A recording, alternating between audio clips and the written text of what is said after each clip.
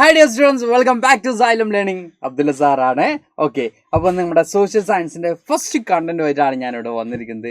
Why do we need rules എന്നുള്ളതാണ് നമ്മുടെ political സയൻസിലെ first chapter ആയിട്ട് ദ ഇന്ത്യൻ കോൺസ്റ്റിറ്റ്യൂഷൻ എന്നുള്ള ചാപ്റ്റർ റിലേറ്റഡ് ആയിട്ടുള്ള ഒരു കോണ്ടന്റുമായിട്ടാണ് ഞാൻ നിങ്ങൾ മുമ്പിലേക്ക് വന്നിരിക്കുന്നത്. Okay, why do we need why do we need rules എന്ന് ചോദിക്കുമ്പോൾ യെസ്, നമുക്ക് എന്തിനാണ് റൂൾസ്, എന്തിനാണ് കോൺസ്റ്റിറ്റ്യൂഷൻ, ഇങ്ങനെ കുറച്ച് കാര്യങ്ങളൊക്കെയാണ് നമ്മൾ ഇന്ന് ഡിസ്കസ് ചെയ്യാൻ പോകുന്നത്.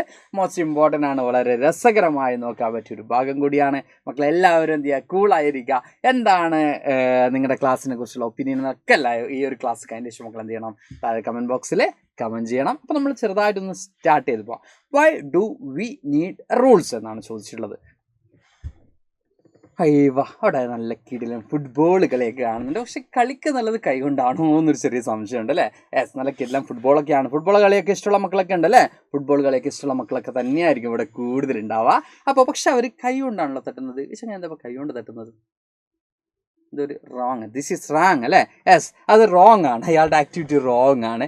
ഫുട്ബോൾ കളിക്കുന്ന മക്കൾക്ക് അറിയാൻ പറ്റും. അപ്പോൾ ഫുട്ബോൾ നമ്മൾ കാലുകൊണ്ടല്ലോ കളിക്കല് മക്കളെ. അപ്പോൾ നമ്മുടെ ഇത് ടോപ്പിക്ക് ഇത് തമ്മിൽ എന്താ കണക്ഷൻ എന്നൊരു കൺഫ്യൂഷൻ ഒക്കെ ഉണ്ടാവില്ലേ.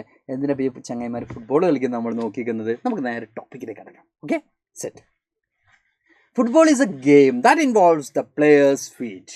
According to the rules of football, if the ball touches the arm of any player except the goalkeeper, then this is considered as foul. So if players start holding the football in their hands and passing it around, then they're not playing football anymore. അപ്പോൾ ഇവിടെ നമ്മൾ പറയുന്നത് ഒരു football കളിയിൽ most important എന്താണ്, players feet കൊണ്ടാണ് എന്ത് ചെയ്യുക, കളിക്കുക അല്ലേ. കാല് കൊണ്ടാണ്, കാൽപന്ത് കളിയുടെ രാജാക്കന്മാർ എന്നൊക്കെ പറഞ്ഞുകൊണ്ട് അനൗൺസ്മെൻറ്റ്, കിഡ്ലൻ അനൗൺസ്മെൻ്റ് ഒക്കെ ഉണ്ടാവാറുണ്ട് അല്ലേ. അപ്പോൾ കാലുകൾ കൊണ്ട് ഫീറ്റ് ഉപയോഗിച്ചുകൊണ്ടാണ്, ഫുട്ട് ഉപയോഗിച്ചുകൊണ്ടാണ് നമ്മൾക്ക് എന്ത് ചെയ്യുക, ഫുട്ബോൾ കളിക്കുക.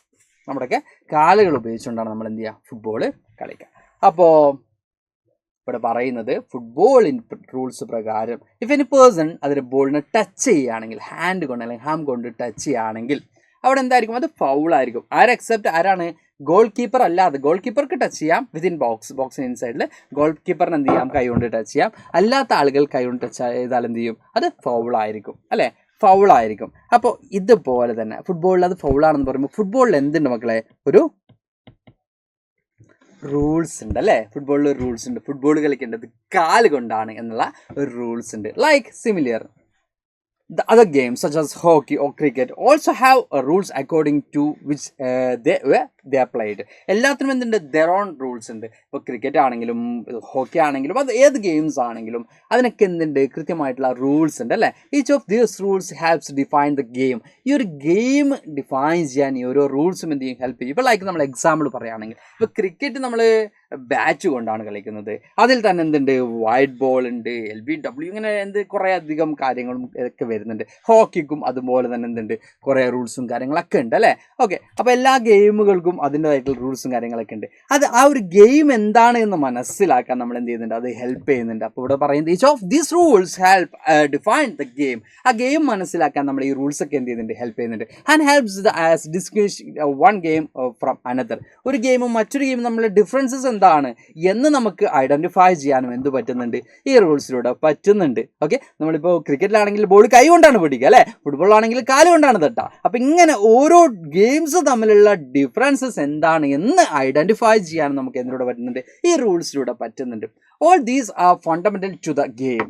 We can also call them the constitutive rules of the game. Our game in the constitutive rules ആയിട്ട് നമുക്ക് എന്ത് ചെയ്യാം, അതിന് കാണാം. Constitutive means having the power to enact or establish എന്നതാണ് കോൺസ്റ്റിറ്റ്യൂട്ടീവ് മീൻ ചെയ്യുന്നത്. അപ്പോൾ കോൺസ്റ്റിറ്റ്യൂട്ടീവ് റൂൾ ആയിട്ട് നമുക്ക് എന്ത് ചെയ്യാം, അതിന് കാണാം. ഒരു ഗെയിമിൻ്റെയും ആ ഗെയിമിൻ്റെ റൂളായിട്ട് നമുക്ക് എന്ത് കാണാം, ആ ഗെയിമിൻ്റെ ഭരണഘടനയായിട്ട് നമുക്ക് എന്ത് ചെയ്യാം, ആ റൂൾസിന് നമുക്ക് കാണാം. ഇപ്പോൾ ഒരു പേഴ്സൺ ഫുട്ബോൾ കളിക്കുമ്പോൾ കളിക്കേണ്ട അല്ലെങ്കിൽ എന്ത് ചെയ്യണം, ഒബേ ചെയ്യേണ്ട കുറേ റൂൾസ് ഉണ്ട്. ക്രിക്കറ്റ് കളിക്കുമ്പോൾ ഒബേ ചെയ്യേണ്ട കുറേ റൂൾസ് ഉണ്ട്. അത് ആ ഒരു ഗെയിമിൻ്റെ കോൺസ്റ്റിറ്റ്യൂട്ടീവ് റൂൾസ് ആണ്, ആ ഗെയിമിൻ്റെ കോൺസ്റ്റിറ്റ്യൂഷനായിട്ട് റിലേറ്റഡ് ആണ്. Okay, like these games, a society also have constitutive rules that make it what it and differentiate it from other kinds of societies. അപ്പോൾ ഇതുപോലെ തന്നെ സൊസൈറ്റിക്കും എന്തുണ്ടാവും, സച്ച് റൂൾസ് ഉണ്ടാവും, A group of set of rules ഉണ്ടാവും. അപ്പോൾ ഒരു സൊസൈറ്റിയിൽ നിന്നും മറ്റൊരു സൊസൈറ്റി തമ്മിലുള്ള ഡിഫറൻസസ് മനസ്സിലാക്കാൻ നമുക്ക് എന്ത് മനസ്സിലാവും? ആ റൂൾസ് കണ്ടാൽ മനസ്സിലാവും. ഒരു എക്സാമ്പിൾ ഞാൻ പറയാം. ഇപ്പോൾ ഒരു ഡെമോക്രാറ്റിക്കൽ സൊസൈറ്റിയും ഒരു മൊണാർക്കിക്കൽ സൊസൈറ്റിയുമാണ് വിചാരിക്കുക. രാജാക്കന്മാർ ഭരിക്കുന്ന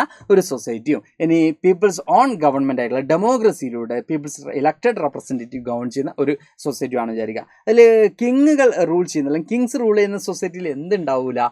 പീപ്പിൾസിന് ഒരു റൈറ്റും ഉണ്ടാവില്ല. അറ്റ് ദ സെയിം ടൈം ഈ പറയുന്ന ഡെമോക്രാറ്റിക്കൽ സൊസൈറ്റിയിൽ എന്തുണ്ടാവും? പീപ്പിൾസ് ഹാവ് ലോട്ട്സ് റൈറ്റ്സ് ഉണ്ടാവും, like fundamental rights, human rights, ഇങ്ങനെ കുറേ അധികം റൈറ്റ്സ് ആർക്കും ഉണ്ടാവും? പീപ്പിൾസിന് ഉണ്ടാവും അല്ലേ? അപ്പോൾ അതാണ് നമ്മൾ പറയുന്നത്. ഈ പറയുന്ന റൂൾസ് നമുക്ക് എന്ത് ചെയ്യാൻ പറ്റും? ഒരു സൊസൈറ്റിയിൽ നിന്നും മറ്റൊരു സൊസൈറ്റി തമ്മിലുള്ള ഡിഫറൻസസ് മനസ്സിലാക്കാൻ നമുക്ക് പറ്റും. അതുപോലെ തന്നെ പീപ്പിൾസിൻ്റെ കൺസെൻസസോട് കൂടിയാണ് അവിടെ എന്ത് ഫോം ചെയ്യപ്പെടുന്നത്? ഗവൺമെൻറ് ഫോം ചെയ്യപ്പെടുന്നത്. ഓക്കെ, അപ്പോൾ ഇവിടെ നമ്മൾ പറയുന്നത് എന്താണ് കോൺസ്റ്റിറ്റ്യൂഷൻ അല്ലെങ്കിൽ എന്താണ് സെറ്റ് ഓഫ് റൂൾസ് എന്നുള്ളതാണ് നമ്മളിവിടെ നോക്കിയത്.